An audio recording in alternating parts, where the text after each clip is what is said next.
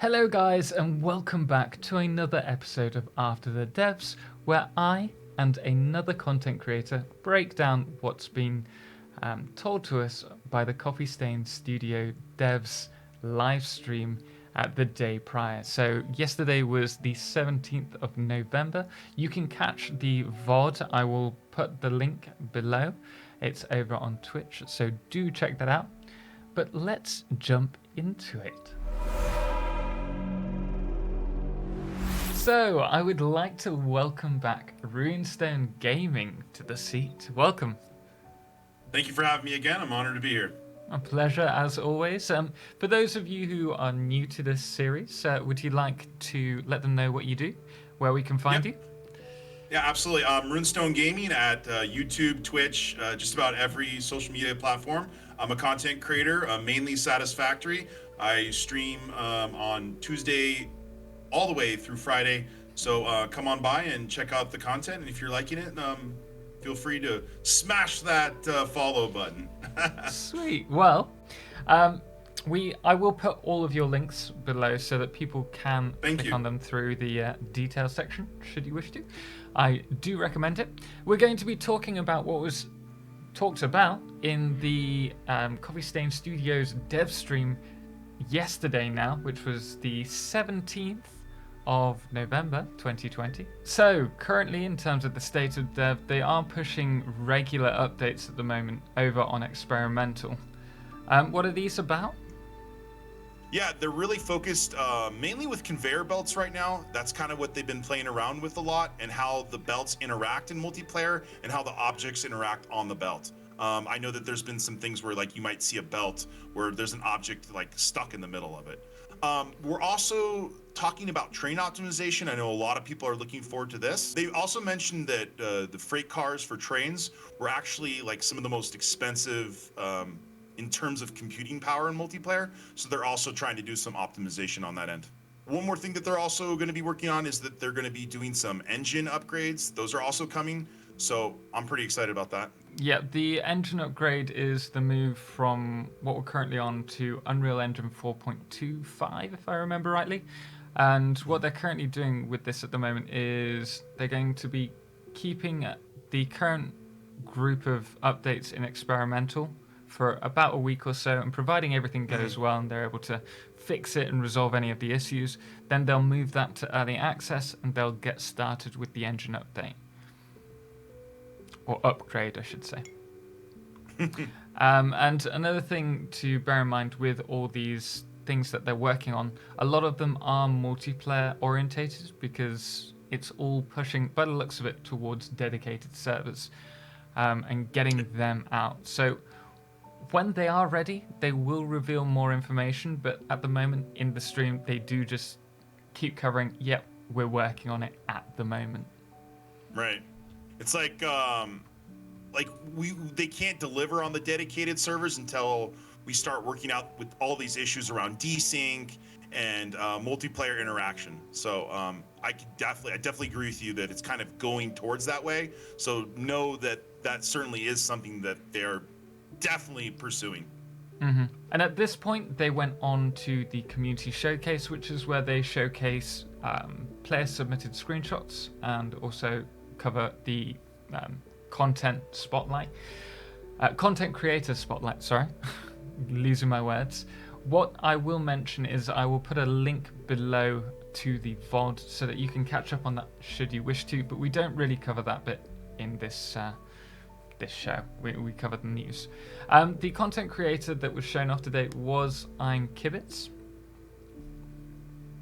Yeah, the devs were talking about how they were using his save file, and they kind of highlighted that by opening that file, they were starting to see some of the issues surrounding freight trains and things like that. So, yeah.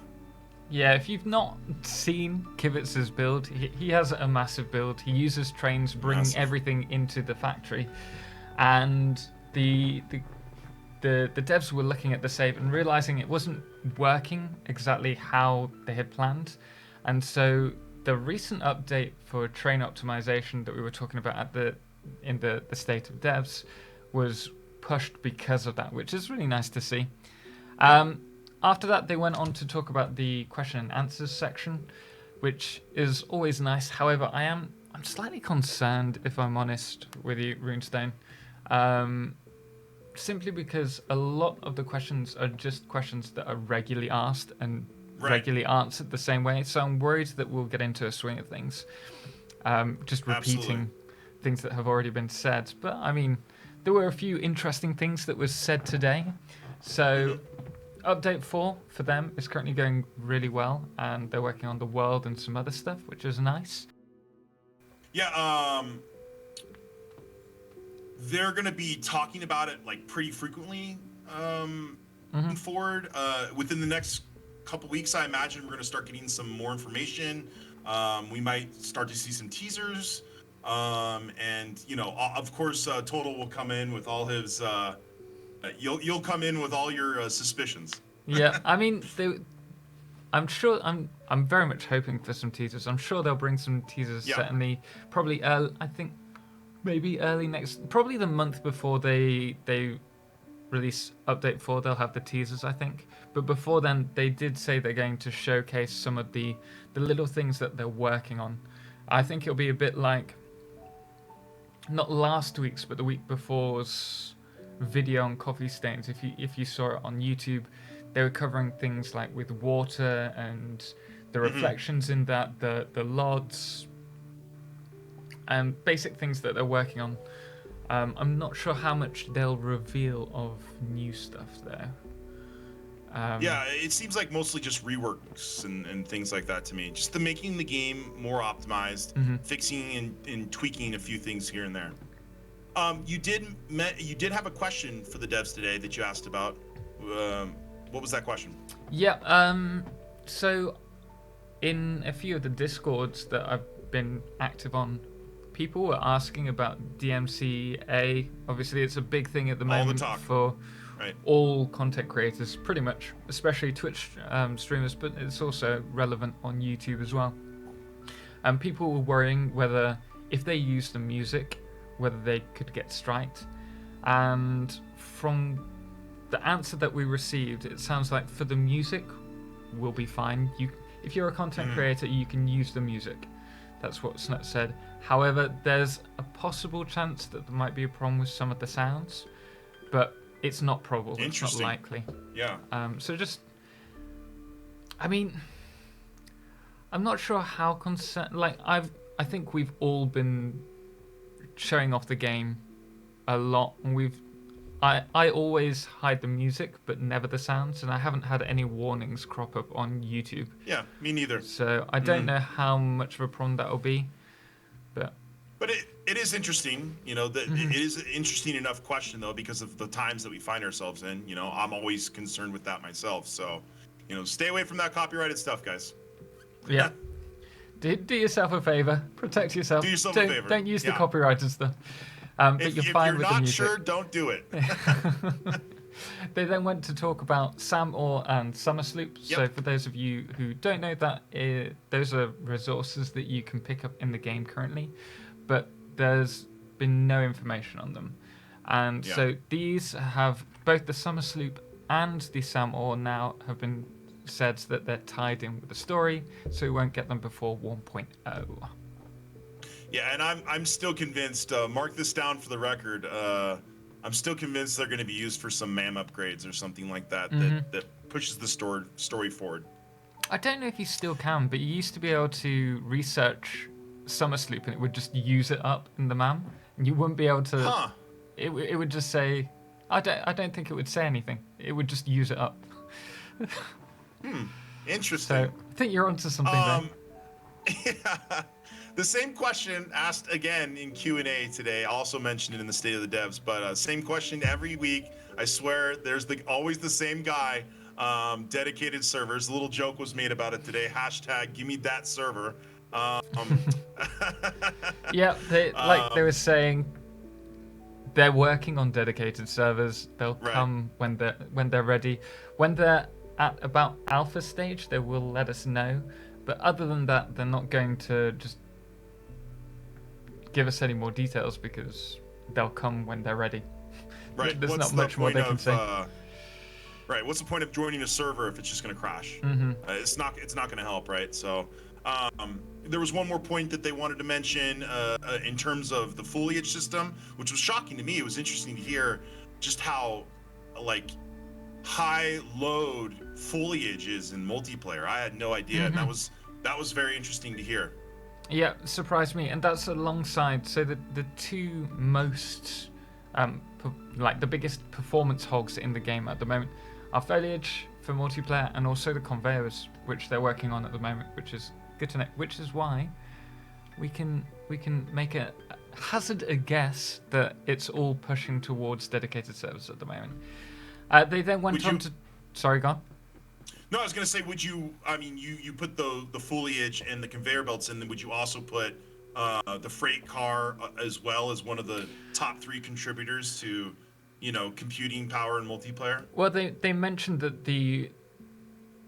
they needed to be fixed and that they were taking a lot of performance out of Kibitz's world, but that's not a multiplayer. Like he doesn't play in multiplayer, so I don't know whether that's a single player thing or whether that's also a multiplayer. But they are working on them, so any kind of optimization in my books is good. Yeah, for me. Totally. But after that, they went on to talk about green power again, which has been asked about a lot, and they said that it's not something that they had planned really within the game. This has been repeated a few times, but there might be something they can do. So yeah, I just thought it was interesting that they were kind of willing to talk more about this, because when it's been asked about before, it was like a hard no. They were like, at the core of this game is you need to have a factory, a set of logistics to power something, and not just have something that you set and forget. But geothermal is the exception to that, but it's balanced with the amount of power that you can output on it. So yeah. It was definitely rather interesting that they were willing to talk about. Right. So yeah, potentially we will see that, which I'm down for. They need. I mean, they are going to rework the power system. They've mentioned that, but I think it's definitely required. I think there's a lot of work that can be done with that. But if you are interested in green power, then you can always check out the refined power mod. And speaking of mods, they went on to talk about the official mods. So for those of you who don't know, the current modding is unofficial. I think it all stems from Steam's official modding community section, but obviously Epic doesn't have that, so they need something that can be a go between Steam and Epic. But we have that currently with the application from fixit.app. Check it out if you want to play around with mods. I think it's excellent. I don't see the extra point. Yeah, but that was all that was really covered in today's live stream. Other than that, there are a couple of community events going on at the moment. So you have a multiplayer game? Yep, multiplayer game every Friday. Everybody's more than welcome to come in and hang out. What time's that? It's going to be at my normal streaming time at 10 o'clock, 10 a.m. MST, which is 5 p.m. GMT? Is that what we're calling it now? GMT? Yes, it's GMT now. We're out of British summertime. It's now officially cold, if it wasn't already. So that event is on Friday at 5 p.m. GMT. Come in, first come, first serve. Love to have you. I have my multiplayer stream on a Saturday. Then on Sunday the 22nd, Respawn Repeat is hosting a competition, which I'm taking part in. So I'm not quite sure what the competition is. He's kept it very hush-hush. He obviously doesn't want to give me any tips. And I asked him the other day. No satisfactory tips? He wouldn't give me anything. And then I jumped into GamerFox's stream and I said, apparently we're competing. And then she let on that we had to build a certain amount of items. And I was like, wait a second. Is he giving everyone a bit of a handicap but me? This isn't fair. Not giving me any information.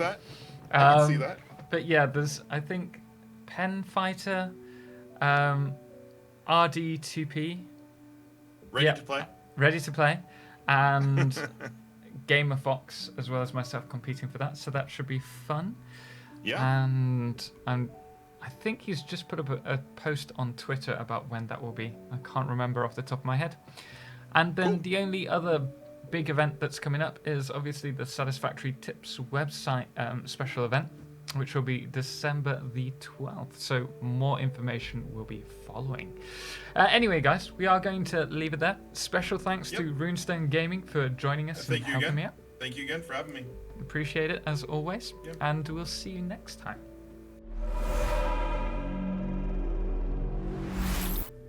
So, there we are. Again, I do want to say special thanks to RunestoneGaming for joining us. I will put his links below.